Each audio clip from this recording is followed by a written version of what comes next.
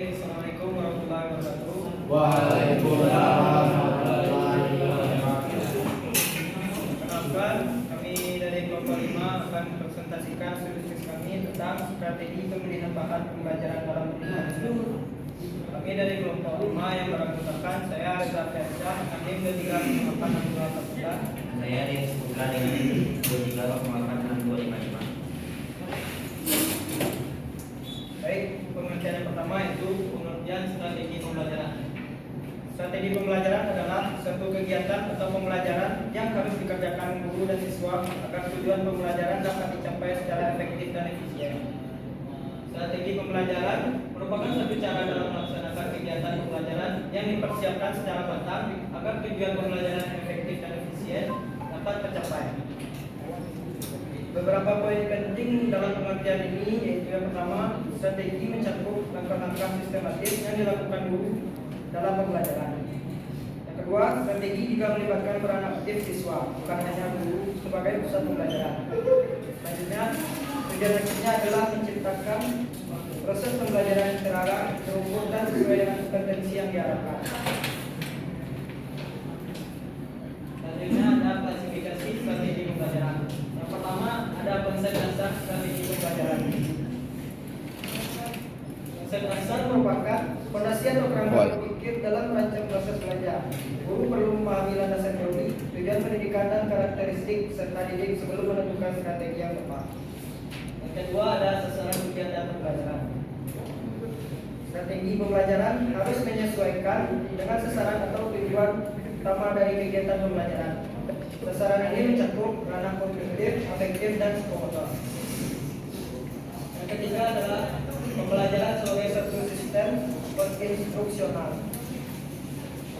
Strategi pembelajaran dilihat sebagai sistem yang terintegrasi dan saling berhubungan. Artinya, setiap komponen, tujuan, materi, metode, media, evaluasi harus dirancang secara terkoordinasi agar pembelajaran berjalan efektif. Yang keempat, hakikat proses pembelajaran.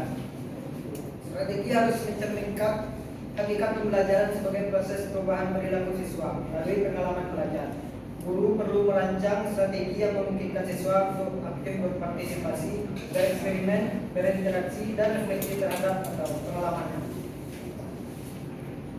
Kelima ada entering behavior siswa. Entering behavior juga bisa disebut perilaku awal siswa. Sebelum menentukan strategi, guru harus memahami kondisi awal siswa, meliputi pengetahuan, keterampilan, minat, dan kesiapan fisik maupun mental. Hal ini penting agar strategi yang dipilih tidak terlalu sulit atau terlalu berat, tetapi tepat sasaran sesuai kemampuan awal siswa. Yang terakhir ada pola-pola belajar siswa. Setiap siswa memiliki gaya belajar yang berbeda. Ada yang lebih cepat memahami melalui praktik, pengamatan, atau diskusi. Strategi pembelajaran yang baik harus mengakomodasi berbagai pola belajar agar semua siswa mendapat kesempatan belajar secara optimal. Dan materi dari saya selanjutnya akan dilanjutkan oleh Ustaz. Baik, terima kasih moderator. Di sini saya akan menjelaskan sedikit materi tentang komponen strategi pembelajaran. Jadi strategi pembelajaran dari beberapa komponen, termasuk komponen pendukungnya, yang dimana pertama adalah komponen rencana pembelajaran. Perencanaan pembelajaran adalah proses penerapan atau pemanfaatan sumber daya secara terpadu yang diharapkan dapat menunjang kegiatan dan upaya yang dilakukan secara efisien dan efektif dalam mencapai tujuan pembelajaran. Jadi perencanaan itu adalah sebelum kita melakukan pembelajaran, kita memikir dulu apa rencana dan tujuan untuk disampaikan kepada siswa. Yang kedua adalah komponen tujuan pembelajaran. Dalam pembelajaran terdapat tujuan penetapan pembelajaran memiliki peran penting. Tujuan adalah komponen yang dapat memahami komponen pembelajaran seperti bahan pembelajaran, kegiatan pembelajaran, pemilihan metode alat dan sumber dan alat evaluasi. Yang ketiga adalah materi pembelajaran. Jadi yang ketiga ini adalah isi dan inti dari pelajaran kita hari ini.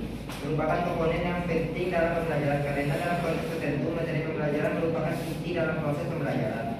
Materi pembelajaran yang diharapkan dapat dikuasai oleh peserta didik. Hal ini berarti proses pembelajaran diartikan sebagai proses penyampaian materi.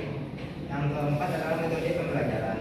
Menurut Sanjaya, dalam bukunya, metode adalah cara yang digunakan untuk mengimplementasikan rencana yang sudah disusun dalam kegiatan nyata agar tujuan yang telah disusun tersebut tercapai atau optimal. Metode pembelajaran diperlukan dalam kegiatan pembelajaran agar tujuan pembelajaran dapat tercapai. Jika dapat dikatakan bahwa metode merupakan suatu cara yang digunakan dalam proses pembelajaran sebagai langkah mengimplementasikan rencana yang sebelumnya sudah disusun. Yang komponen selanjutnya adalah media pembelajaran. Media merupakan komponen penting dalam pelaksanaan pembelajaran. Media pembelajaran digunakan untuk kegiatan secara optimal dalam kegiatan pembelajaran. Yang terakhir adalah evaluasi. Menurut Ratnawati dan Rusdina dalam bukunya, evaluasi pembelajaran merupakan proses pengukuran penilaian terhadap beberapa kemampuan peserta didik dalam pembelajaran, seperti pengetahuan, tingkat keterampilan untuk keputusan tentang kemampuan peserta didik. Metode berikutnya adalah strategi pemilihan bahan pembelajaran didik jasmani. Yang pertama, merencanakan bahan pembelajaran didik jasmani. Yang dilakukan oleh guru ketika merencanakan pembelajaran adalah terlebih dahulu mempertimbangkan kurikulum pendidikan jasmani. Kemudian menginvestasikannya ke dalam standar keterampilan yang dijabarkan melalui rumus objektif yang ditentukan oleh beberapa pertimbangan, terutama dalam jumlah, kualitas siswa, serta kesediaan siswa, fasilitas dan infrastruktur. Pemiliknya adalah sumber daya manusia. KTPSP yang merupakan pilihan kurikulum yang fleksibel di sekolah karena sekolah dapat digunakan sebagai proksi untuk mengidentifikasi materi yang terbuka berdasarkan kurikulum yang ada. Evaluasi program dapat dilakukan berdasarkan praktik ketika yang diadopsi selama fase ini. Pelaksanaan program dalam perencanaan pembelajaran dapat dilakukan sesuai dengan apa yang telah diaplikasikan untuk memenuhi kebutuhan sekolah. Materi berikutnya memahami karakter siswa.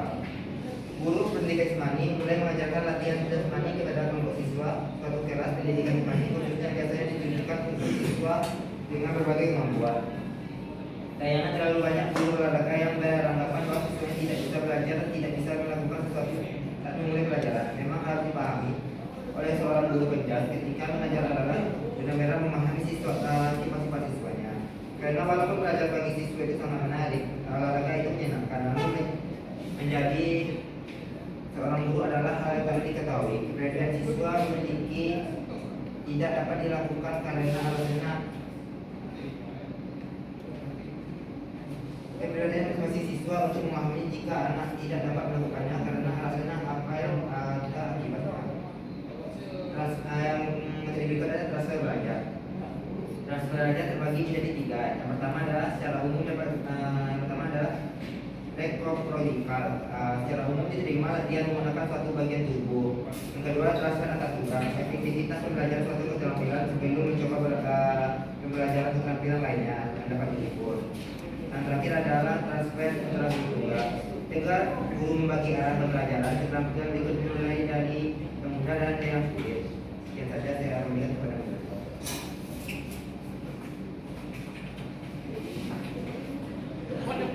Baiklah, itulah presentasi dari kelompok kami.